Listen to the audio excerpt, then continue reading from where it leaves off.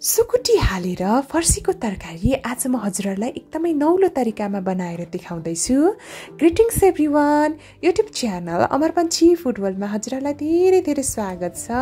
यो रेसिपी बनाउन एकदमै सजिलो छ र खास गरी फर्सीमा सुकुटी राख्दा एकदमै मिठो हुन्छ। आजको रेसिपी 3 जनाको लागि बनाउन जाँदैछु। त्यसको लागि मैले आधा केजी फर्सीलाई यसरी काटेँ र 100 ग्राम सुकुटी लिएकी छु। सुरुमा यो सुकुटीलाई चाहिँ तातो पानीमा भिजाउनु पर्छ हामीले 10 मिनेट जति। साथसाथै यो रेसिपी बनाउनको लागि हामीलाई चाहिन्छ आलु एउटा, मैले यसरी मसिनो गरेर काटेँ। प्याज एउटालाई पनि मैले काटेँ मसिनो गरेर। 2वटा रातो र पाकेको गुलभेडा चाहिन्छ। लसुन अदुवालाई थिचेँ मैले 1 चम्चा जति। साथसाथै धनियाको केही पत्ताहरू पनि चाहिन्छ र हामीलाई चाहिन्छ नुन आधा चम्चा, रातो धुलो खुर्सानी आधा चम्चा, बेसार आधा चम्चा, जिराको दानाहरू आधा चम्चा, धनियाको धुलो आधा चम्चा र तोरीको तेल 3 चम्चा लिए। हुन त हजुरहरूले जुनै तेलमा बनाउनु भए पनि हुन्छ, तर तोरीको तेलमा बनाउँदाखेरि एकदमै टेस्टी हुन्छ यो रेसिपी चाहिँ। र सुरुमा प्रेसर राम्ररी तताउनु होला र त्यसपछि तेल राम्ररी तात्न दिनुपर्छ। तोरीको तेल चाहिँ राम्ररी नतताइकनै पकायौँ भने एकदमै अफेन्सिभ स्मेल आउन सक्छ। 2वटा खुर्सानी र जिरा आधा चम्चा फुराएँ। त्यसपछि मैले राखेँ प्याज र थिचेको लसुन अदुवा राखेँ। हजुरहरूले पेस्ट लसुन अदुवा युज गर्नुभन्दा पनि हल्का थिचेर मात्रै राख्नुभयो भने अझ बढी टेस्टी हुन्छ। यसरी तेलमा फ्राई गर्दाखेरि चाहिँ पेस्ट लसुन अदुवाको छुट्टै टेस्ट हुन्छ र थिचेको लसुन अदुवाको चाहिँ छुट्टै टेस्ट हुन्छ। मैले त्यही भएर थिचेर मात्रै राखेकी हुँ। यतिको भइसकेपछि हेर्नुहोस् है, हल्का गोल्डन ब्राउन भइसकेपछि यसमा म गुलभेडा राखेँ। कुनै पनि तरकारी मिठो बनाउनको लागि चाहिँ गुलभेडा चाहिँ रातो र पाकेको वाला नै राख्नुहोला। र आलु राखेँ मैले यसरी। गुलभेडा चाहिँ नपाकेको वा सारोवाला वा सलाद बनाउने गुलभेडा राख्यौँ भने त्यति मिठो हुँदैन तरकारीहरू। र यसरी नै हजुरहरूले चाहिँ बनाउन सक्नुहुन्छ। एकदमै सजिलो छ। हजुरहरूले चाहिँ नुन आफ्नो स्वादअनुसार राख्न सक्नुहुन्छ। मैले नुन आधा चम्चा राखेँ यसरी। र यसरी नै सुकेको माछा राखेर पनि बनाउन सक्नुहुन्छ। फर्सीमा एकदम मिठो हुन्छ। र कसरी बनाउने भनेर हजुरहरूले सिक्न चाहनुहुन्छ भने मैले डिस्क्रिप्सन बक्समा लिङ्क राखिदिएकी छु सुकेको माछा र फर्सीको तरकारीको। त्यसपछि मैले बेसार राखेँ आधा चम्चा, मैले जिरे खुर्सानीको धुलो आधा चम्चा राखेँ, धनियाको पाउडर आधा चम्चा र धनियाको केही पत्ताहरूलाई राख्दैछु।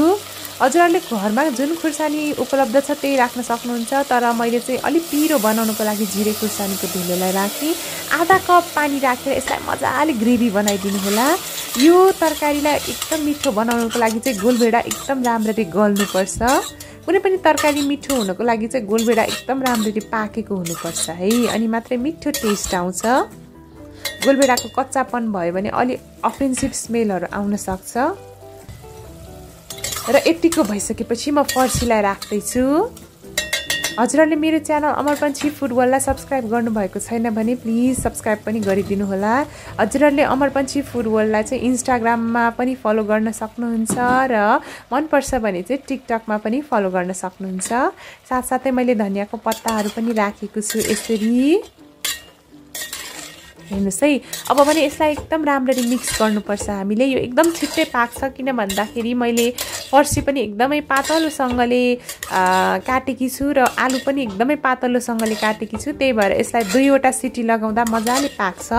ड्राई मिट चाहिँ यसैमा राखेर म बनाउँदिनँ, किन भन्दाखेरि यसैमा राखेर बनायौँ भने चाहिँ ड्राई मिट एकदमै सफ्ट हुन्छ र राम्ररी पाक्दैन पनि। ड्राई मिट चाहिँ म छुट्टै बनाएर लास्टमा मिक्स गर्दैछु। 2वटा सिटी लगाउन दिनु होला यसलाई। र त्यसपछि 1 चम्चा तेल तताएँ र मैले अघिको ड्राई मिटलाई स्मल पिसमा काटेकी थिएँ। यसलाई चाहिँ हामीले लो फ्लेममा एकदमै सानो आँचमा 2-3 मिनट मजाले पकाउनु पर्छ। अहिले चाहिँ कोरोनाको बेला पनि छ, माछा मासु एकदम राम्ररी पकाएर खानुपर्छ, नत्र सङ्क्रमण हुनसक्छ। मेरो यो ड्राई मिट चाहिँ मैले घरमै बनाएकी हुँ। हजुरहरूले घरमै ड्राई मिट कसरी बनाउने भनेर सिक्न चाहनुहुन्छ भने पनि तल डिस्क्रिप्सन बक्समा लिङ्क छ, हजुरहरूले भिडियो हेर्न सक्नुहुन्छ है। यो ड्राई मिटमा चाहिँ पहिले नै नुन खुर्सानी मैले राखिसकेकी भएर चाहिँ यसमा म फेरि राख्दिनँ। हजुरहरूको ड्राई मिटमा नुन खुर्सानी छैन भने यतिखेर थोरै थप्न सक्नुहुन्छ नुन खुर्सानी र जिराको धुलो। र त्यतिन्जेल हाम्रो फर्सीको प्रेसरको सिटी पनि रिलिज भइसकेको छ र फर्सी कस्तो देखियो म हजुरहरूलाई देखाउँदैछु। हेर्नुहोस् त कति खाउँ लाग्दो फर्सी रेडी भइसकेको छ। यसमा चाहिँ म सुकुटी एड गर्दैछु र लास्टमा फेरि हामी एकैछिन पकाउनु पर्छ। हेर्नुहोस् त कति खाउँ लाग्दो देखिसकेको छ। हजुरहरूले यो रेसिपी खाना रोटी नान परोठा जेसँग खानु भए पनि हुन्छ।